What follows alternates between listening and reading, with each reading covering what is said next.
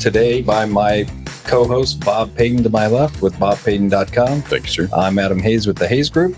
Today we're joined by our guest, Paul Schwartz of Hoosier Shooting Academy. Welcome to the show. Welcome. Thank you. Appreciate you guys having me. Yeah.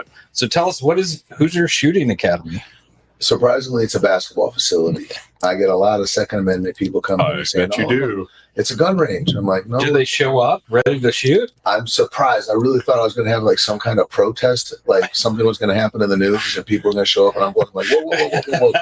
If you can see the logo right here, it's a basketball. So I'm like, you had to miss a lot of marks to get to that conclusion. Right. But Yeah. I did that intentionally. It looks like an old school musket bullet. You know? It could have been a bullseye, right? So I'm just saying. No, we're just messing with you, man. You guys were very athletic in high school, I can tell. I played all sports in high school, so yeah, I get it. I did that though because of the mental ability of like, you hear one thing and then when you get shifted, it proved wrong. Yeah. When you hear it again, you're like, no, I'm not going to think of a gun again. Can you take your mic and kind of move it towards you a little bit? Yeah, There we go. There you go. My bad. Got it. Yep. So we'll edit that out. Can't talk Yeah. with your hands in here. No, I'm Italian. Yeah. So It's all good. So tell us about the Hoosier Shooting Academy. I'm going to get on my soapbox when I say this. Sure. And I'm Please going to own it. The Europeaners, when they play basketball, they're practicing five times, and they're playing one game. Here in America, we play 5 games and we practice once. Right. And it's been going on for a decade. And I was a high school coach. I've done player development. I've worked with 40 guys in the NBA, thousands of college players, all-stars from everyone in between. And I'm just taking the higher level stuff that we taught those guys and giving it to third graders, giving it to fourth graders, and really breaking it down. And what I want is young kids to be able to get that same development that Luka and Jokic and all those guys are getting at a young age. So it's never been done. It's a half court, and it got 14 baskets, 16 Doctor Dishes. What's a Doctor Dish? It's basically a rebounding machine. And what it could do is like you get out there and you can shoot, and it'll tell you, hey, Paul, you made 100 out of 200. You shot 50%. And there's just what you could do. It almost has like a Peloton like feel where it will tell you what to do, like the Peloton bike would, but imagine that for basketball. Okay. So Dr. Dish. Dr. Dish. You're getting dished to, right? Yeah. It's dumping the ball to you. Absolutely. Get in the pass the dish. That's pretty cool. How long you done it and where's it at? So I have done basketball for going on almost 20 years. I was a college coach for 2 years, a high school coach. I was a head coach. And I just really didn't feel like that was hitting the mark. Like I just felt like there was something more. And so I've done this now. I've actually started planning it for 8 years. Like I have been traveling. Wow. I see something, I take it. I see something I did like, I take it. I see something I didn't like. I don't want that. And so doing that is really, it kind of made me pick and choose what I wanted to incorporate and not incorporate. So that's kind of like where people ask like, oh, how long did it take you? It took me 8 years just to come up with a concept. Right. Wow. And so, you plant a seed and you just water it until you get something. And then I've done the business now. I'm going on 4 years. Congrats. So we've made it and we're going into the 5th year. And we're going into year 4. We've been 3 years, but we're going into year 4. And it's been phenomenal. It's been phenomenal. I've lost a lot of hair and there's been a lot of stress and surviving a lot of different things, but I'm learning because I didn't get into it from the business world where I was, hey, I'm a business person transitioning into another business. I'm a basketball coach and a PE teacher transitioning into a CEO. Love it. And so there's been a lot of learning. So a lot of learning. We call that the cost of education. Yes. Paid a loss. Is drinking from the fire hose. So where is the Hoosier Shooting Academy? It is right outside Brookville and 52. It is on the southeast side of Indianapolis. Yeah. Okay. Towards New Pal. Right outside New Pal. My alma mater. Thank you. New Pal guy. Mm-hmm. Still there? The Dragons? No. Okay. Zionsville. No, you left. Yeah, I did. But no, and I intentionally did that though because I wanted to go to a market where nobody else was going to compete with me. I went to the vacuum. I did all my research and said, hey, on the north side we have all this. South side we're building out. So I went to a place where there was no facility. Now, mind you, I'm going against the grain, going with player development because kids don't want to train. Parents don't want to train. They want to play. But then on top of that, I'm also going against the grain because I'm going where there is no facility. Sure. So I'm kind of swimming up swimming up river. Sure. With both of those. So, Yeah. But I've learned a lot. So, Do you think in the end? I mean, you're 3 years in. Was that a smart move at this point? oof. Yes and no. Okay, Yes and no. that's good. I love my clientele, but there is a bit of, sometimes you can see, well, maybe if I would have went to the north side, I probably would have had more of an influx. Maybe if I would have gone farther south. But I would say it's good. It was good. So it let me grow. I love being different. Yeah. Being different is better than better. I mean, the cool thing, you were intentional about what you were doing. Correct. It's not like you just went there and went, oh, this market sucks. You intentionally carved out that niche for yourself. And I wanted that. I really wanted that. And so I could have pursued a lot of my former NBA guys and, really tried to get them back involved. Like, come on. But for me, I'm the kind of person, I would take a third grader. I want to take a third grader and get that third grader to the NBA. I want to take that, hey, your kid got cut in the second grade, fourth grade, fifth grade. You come to me and now we're playing college. Like, so kids are getting cut in second grade now. Wow. No, yeah. No. I do. World. Yeah. Different world. I mean, the elite teams, and I mean, right. I had a kid, I won't say any names, but I had a third grader come to me, and I was working with him, and I told him, I said, hey, you're not doing it. You're not getting it. Like, I need a lot more effort. You're not doing it. And he looked at me and said, I'm ranked in the top 40 for third graders. and I do like this. Top rank? Third grade. Who's publishing that ranking? A whole nother business. A whole other business. Wow. Was it Max? It wasn't Max Preps, clearly, right? No. It was just another third party thing in the Midwest that they do. And then I kind of stepped back and I'm like, who are you? Like, I worked out with Greg Oden. Worked out with Mike. Like, I got number one draft picks. Like, go away. Like, when you get number one draft pick, I'm not worried at 36 ranked third grader. Like, right. And you probably would have been number one if you would have worked harder. But anyway, since that conversation, he showed up, he's worked harder. But I mean, it's just been an honest, like, dude, you ain't getting it done. Right. This is exactly what you're doing. That you're not doing it. So, and a lot of parents don't appreciate those conversations of, nobody's like, hey, your son's not performing. He's not the best scorer. And a lot of times now in America, okay, well, your kid's not the top scorer. Well, we'll just jump over here and he'll be the top scorer over here. And so it's one of those, like, it's kind of like the kids transfer portal. Yes. Right. Oh, the AAU transfer portal. Right. Yes. So it's, and I get it. If you're in an abusive situation, if you're in a toxic situation, I'm absolutely for it. Get out. But like, if it's not toxic if you're being challenged. It's not toxic if you're giving creative feedback of like you have no left hand. In the basketball world, there's coaching trees, and you can follow all the way from Naismith all the way down to Calipari. Calipari worked with Schilling, and Schilling was the guy that mentored me. And so you can follow that tree all the way down. And I had a conversation with Calipari one time, and we were talking about it, and he goes, yeah, well, if you can't dribble with your left hand over here at, Western State University, what thinks you're going to come to Kentucky? And you think your left hand is going to develop because you're at Kentucky? Like, they're going to expose you more. And so now you see a lot of kids that are becoming more deficient because of the culture that we have here. So that was kind of the end game of where we went with it. Is like, I mean, you see a lot of Giannis's, you see a lot of Jokic's, you see a lot of Shai's.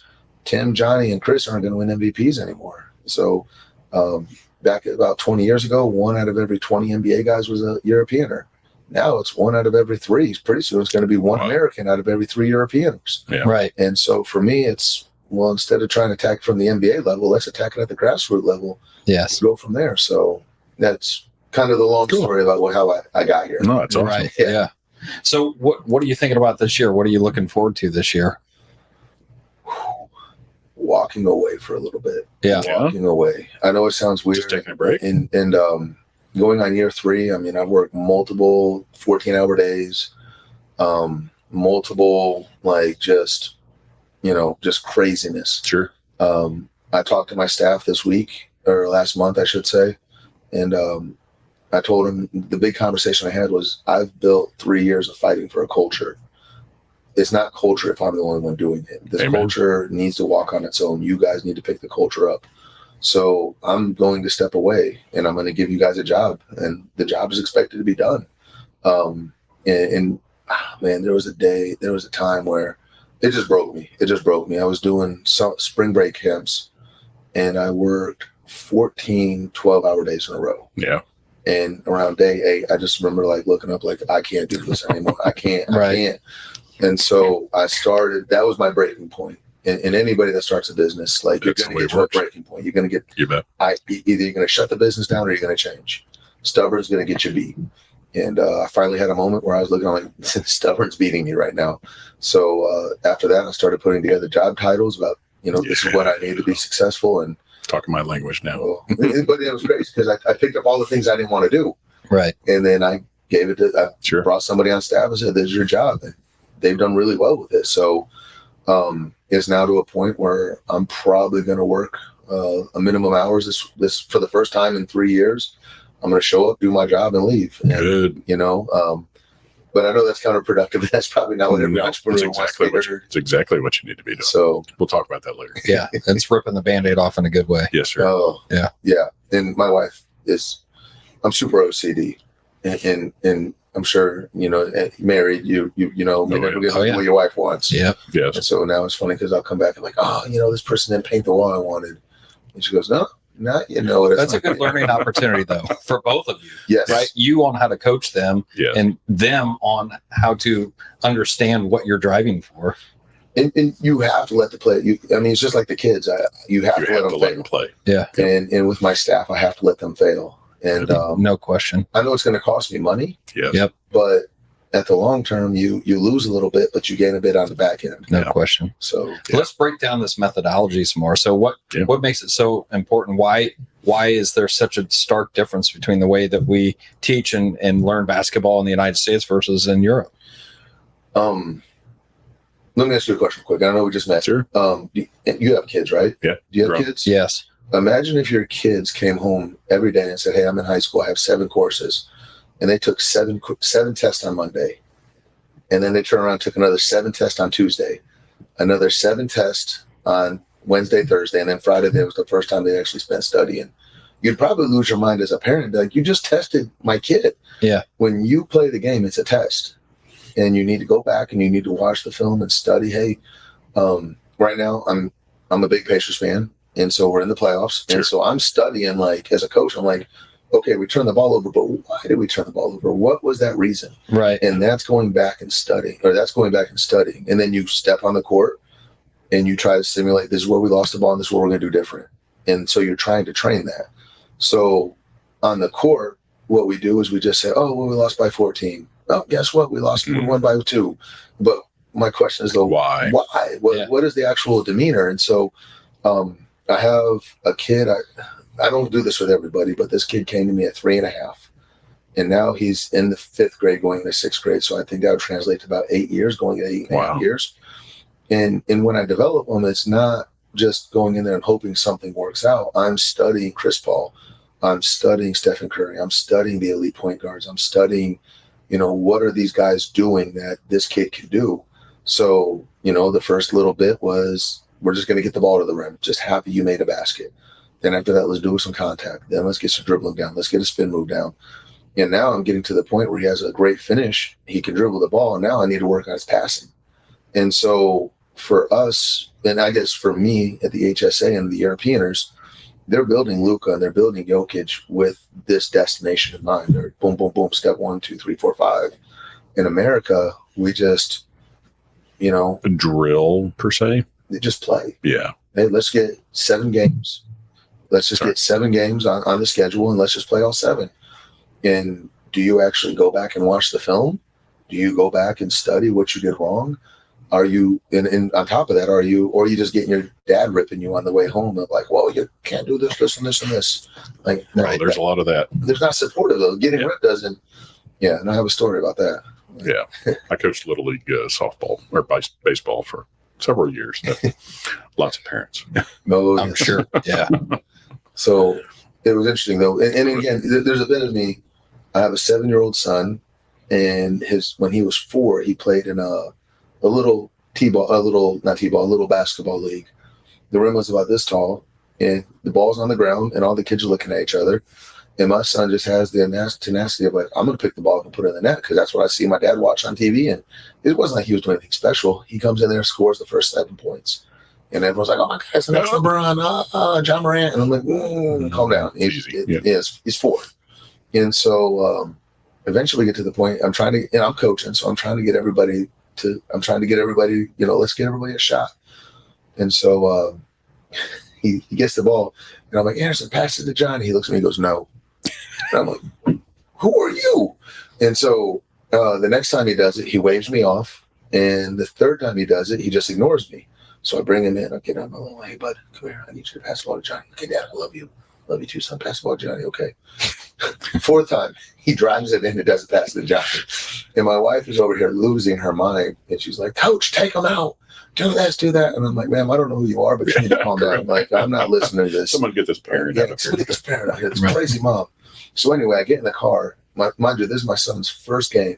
Wow. I rip him. I rip my 4-year-old son. When the coach tells you to do something, just do something. You pass it to Johnny. And mind you, I'm a coach. I've been doing this 17 years.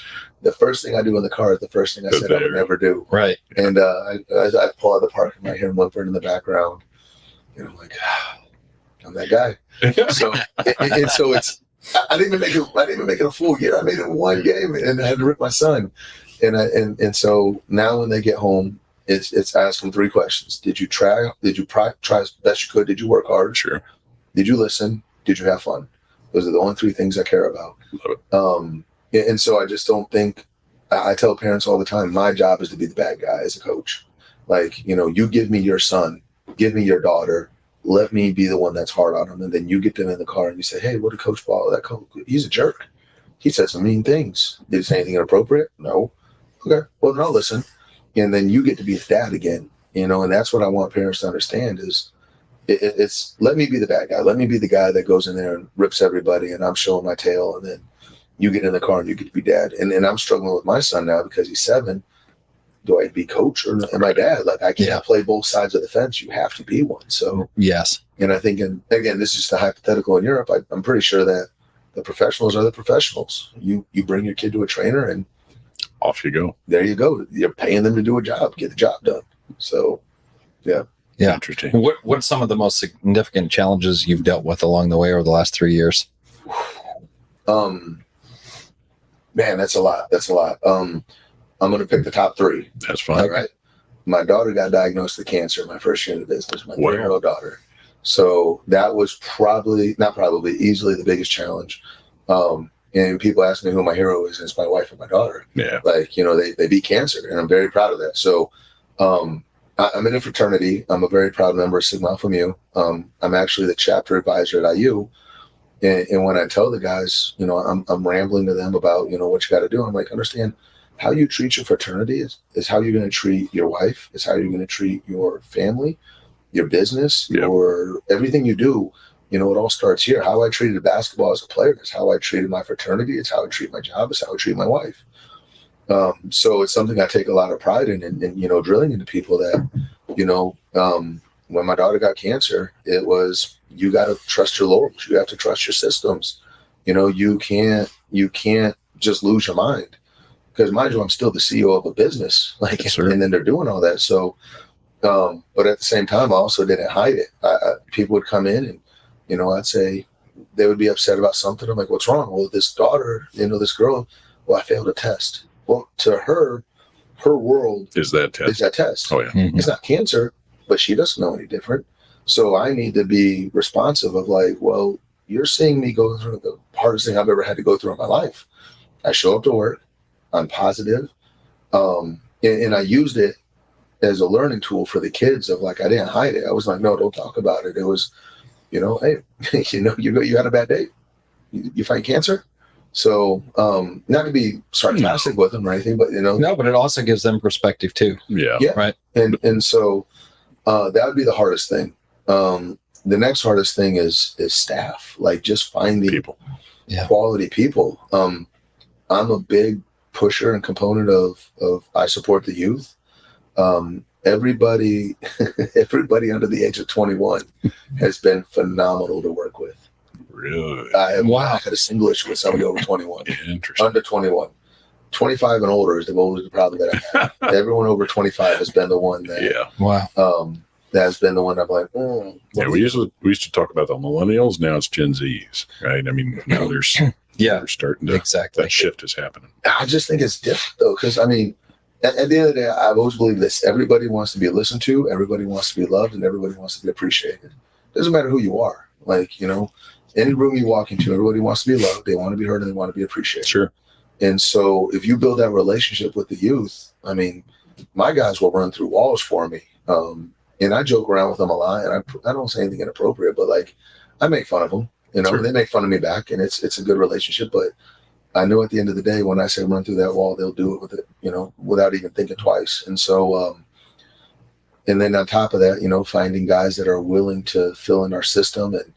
And I would say cancer and then staffing issues would be not issues, but just finding people that fight for the culture. How many is on your team? Roughly. I have one part-time guy that he runs all my office stuff. And then I have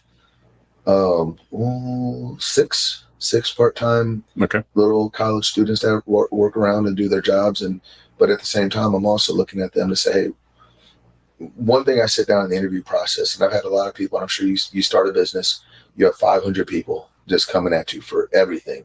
I want to do this, I want to do that. And I'm always looking for a win-win. I've had a lot of people that got my attention. They say, well, I'm going to do all this for you.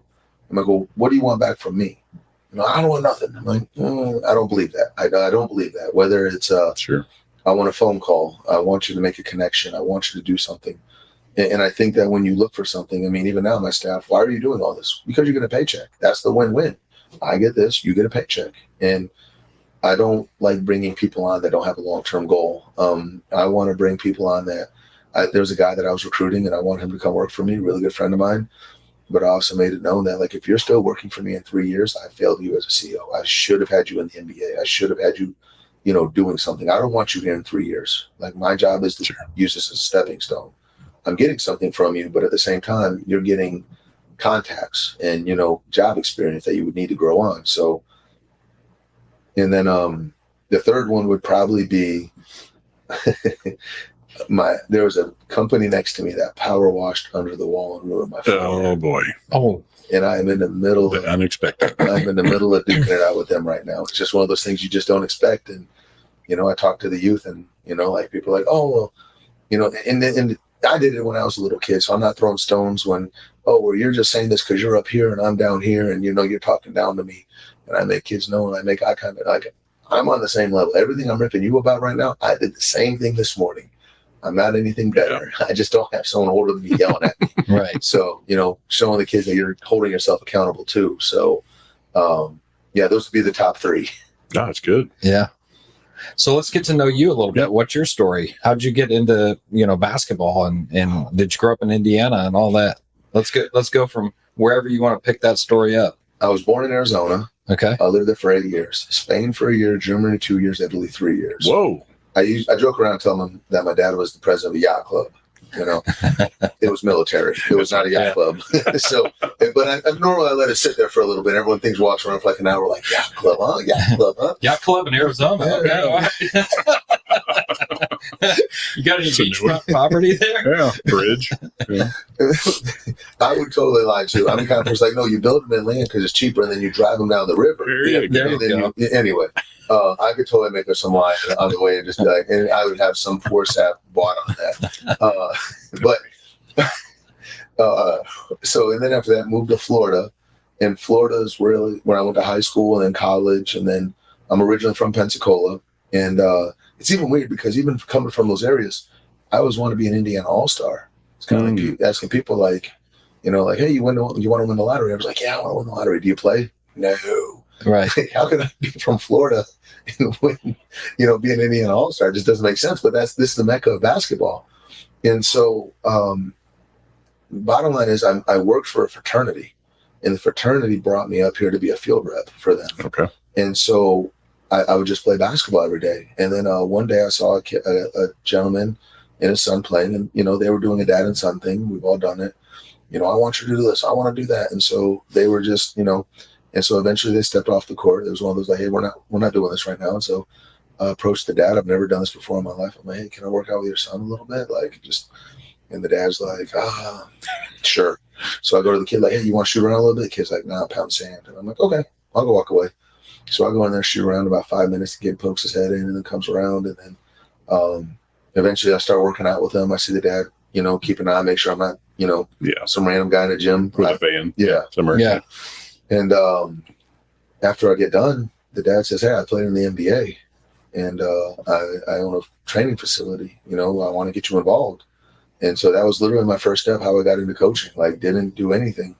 And so then after that, I traveled around and the fraternity made connections for me. Bernie Fine, who was the assistant at Syracuse for a while, made some calls for me because we're in the same fraternity. Said, hey, I got this guy, doesn't know nothing.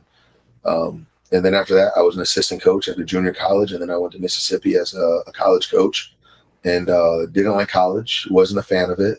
It's just all recruiting. It's 90% recruiting. And I was just like, I want to be on the floor doing things. So moved up here. And then I worked for a gentleman, Ed Schilling, who was at IU. He's now the head coach at Pepperdine. He was with the Nets in Memphis with Calipari. And so I just studied. I worked for him for 4 years and just studied the game under him and made a lot of his connections that he did. He went to UCLA and my wife was like, yeah, you're not going to California. We're staying here in Indiana. And I'm like, smart. Yeah. So I was one of those like, okay, well, this kind of limits my abilities as a coach. So I was a high school coach and then eventually I ended up at Morristown with Scott McClellan, who's at Noblesville now. And he let me have my way. He let me coach and say what I want to say, do what I want to say, push the guys. And we got along really, really well. And then that kind of sparked me to start the facility. So yeah, kind of been everywhere doing everything. Right. That's cool. Awesome. Yeah. Love the story. So tell us about the beard. Yeah. All right. Beard story. I had a contractor run with some money. That's the end of it. That's kind of where it ends. But kind of Quentin Tarantino, this thing starting. He just wasn't getting the job done. He was, we're going to be ready for this, ready for that. And again, anybody starting a business, this is what you have to know. And if I were to sit down and start, I have a contractor. Okay, realize if you get them $10, tomorrow you need to see $10 worth of product in your space. Right. I didn't know that. No, I need this, I need this, I need this. And then something would show up, but it wasn't $10 worth. I gave him $1,000. It wasn't $1,000. It would be $100 worth. So eventually he ended up getting me for a good amount. And so what I did is I think it was like January, I'm like, you know what? I'm just going to grow this beard just to see if he picks up on like, this is how late we are. I started growing this beard when you told me this project was going to be a week late. And so I started growing the beard and it ended up being 3 months late. And I think I had it down to here. And so, you go through life and you have little reminders about things. So that was why I grew the beard, was to kind of get him like, I want to get a shirt and just had it labeled and like how late we are. Right. He eventually, I finally woke up one morning, like he ran with the money, like he's not coming back. Yeah. So I like the beard. So I kept it, but there's a little bit of a mark of, this reminds me scar. Yeah. It's a scar. Yeah. It's a scar of like, not everyone's going to be on your side. This is a business. You can't always take care of everybody and you have to watch out for yourself. And, it reminds me of, I'm still the boss. It's just. That's a great story. Yeah. So what do you do for fun? What hobbies do you have? I picked up golf. Okay. Now we're talking. My wife forced me to pick up golf. Because I coach basketball all day. I come home, I play basketball. I watch basketball, and then I'm talking about basketball. And my wife finally comes up to me and says, like, what are you doing that's not basketball? Because every time I watched a Pacer game last night, I don't know why I do this to myself as a fan. Like, I lost sleep after the game. I was like, I gotta find something to do because I'm so worked up. And she's like, well, I mean, you don't see a common thread here. And so golf is my one out that is not basketball. My wife's grandpa lived to 101. He was a week short of 101. He played golf every day for 30 years. Once he retired, 6 days a week, walked 18 holes. Wow. Walked. So, and he's been golfing since he was 13. when he first picked up a golf club. See, one of those guys that carried 3 sticks with him instead of 18 sticks. Correct. The longer you talk, the more I wouldn't be surprised. Right. Yep. But I look at him and I'm like, man, like there's got to be something with this golf thing. So How I long picked you been it up. playing? 2 years. Okay, same here. It's a very toxic relationship. It is. And I go back every time. It just takes one shot out of 18 holes. Right? Usually I hit 2 out of 18. I'm like, give me a break. You played with me last year. Come on. I'm not good. You know that. Oh, come on. He's one of those guys like you play euchre. I haven't played in years. I don't know what I'm doing. No. And he just wipes you out. Right? No. Yeah. No, but I'm not good. I'm not good. I'm not. It's all luck. It's all luck. I've never hit this many hole-in-ones. You don't know this was a thing. I've never chipped it in from 75. Yeah. Never. Oh. Measure of success in your first or second year is how many balls do you have when you're done. Right? That's all. The score doesn't matter. It's balls. I'm a little twisted though, because when I golf, I pick up them because everyone drives and they just drive by them. So like, I probably gain 5 every 9 holes. Well, that's great. Yeah. See, money It keeps you from buying them.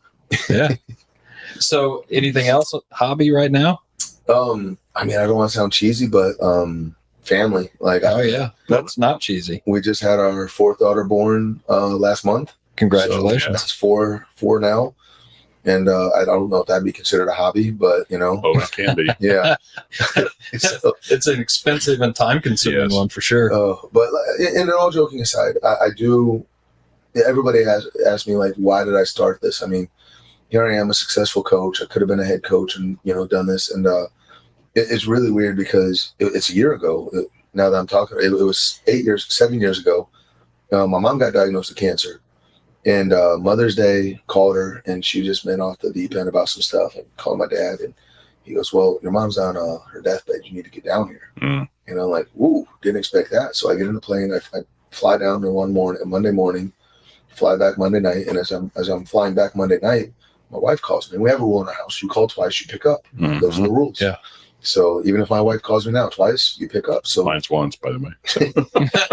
We're not, mine's twice too. So I get on the plane. She calls me, and I'm sitting down like ignore her. She calls me again. I'm like, okay, what do you want? She goes, my water just broke. And I'm like, ooh, excuse me, what? Like, huh? And so literally we're talking all the way, and I lose service because we left. I broke every TSA rule. Should probably been kicked off the plane and banned from traveling now. But get home, and then my son is born, my first son, and then my mom dies the very next day. Oh man. And for me, I always want to live a life that I could tell my children what to do, because like, oh, well, Dad, life is hard. Well, everything's hard. But Dad, what happened to you? Well, I want to coach in the NBA. Well, why didn't you do it? Because it got hard. Right. Now, I can't say I'm coaching in the NBA, but right now I have a very close second, if not, 1.2, or 1.B. So it's just one of those, and my mom died with a lot of regrets on the table, where she wanted to travel. She always wanted to retire. She wanted to live like a hippie life, a gypsy of just traveling and seeing the world. And she never did that. And so for me, that's one thing that really sparked the business. That was kind of the tipping point of everything, where I was just like, I can't keep doing this lifestyle. Like it's not bad, but it's not what I want. So, not that there's anything, I wasn't doing anything crazy, but it just wasn't pursuing my goal of what I wanted. So, that was one thing that, that's one reason why I say my family. And, I want to be able to look at my boys one day and say, hey, you need to work harder. And they'll look at me and be like, well, Dad works pretty hard. So, okay, we'll do it. So I don't want to be the dad that's, oh, you need to work harder. What do you know about work, Dad? That's right. Calm down a little bit. We're just sitting around all day. Yeah. I mean, what you described, I think, is probably the semi-universal story of why people start businesses. Yeah. Right? Variety of reasons, but in the end, they're not satisfied with what they're doing, and not that it was bad. No. It just wasn't good enough. Right. So I can get behind that. Yep. And then you get to live the roller coaster. So wasn't working wasn't happy with my 9 to 5. I decided to work 24/7. Yeah. See, exactly. Those 40 hours just wasn't cut. Well, if you had to sum up one piece of advice for a new business who just started now, what would that be? It's not personal. There's nothing personal about this. Like it's all everyone is looking out for themselves, and that's okay. Like even now, I was sitting here. I'm looking out for something for you guys. I have an expectation, Sure. and you guys have an expectation of me, and that's perfectly fine. It's a business, and it's not personal. And everyone that's going to come to you is going to be selfish, and that's fine. My staff is selfish. They want something. I'm selfish. I want something from you. It's just not personal. It's just all business. And so you have to approach it as a business. You have to look out for yourself. Everything is awkward the first time you do it. You just do it. After that, it's easy. After that, you do it. I was very uncomfortable talking about money. People would come in and be like, how much are you charging for this? I'm like, and now I'm like, boom, these are my charges. And if you don't like it, I'm sorry. But that's the way it goes. And so that's the biggest thing I would say as a first-time business owner is just understand the business, understand your self-worth, and it's not personal. If a parent walks away from you and doesn't want to train with you, if a kid walks away and doesn't want to train with you, it's not personal. Right. They're just looking out for themselves. So, yeah. That's awesome. I like that. That's great. Yeah. Well, thanks for coming on. We really appreciate it. No, I appreciate you guys having me. It's been fun. Yeah, the time flew by. Holy cow. Did. Yeah, really enjoyed it. That is time.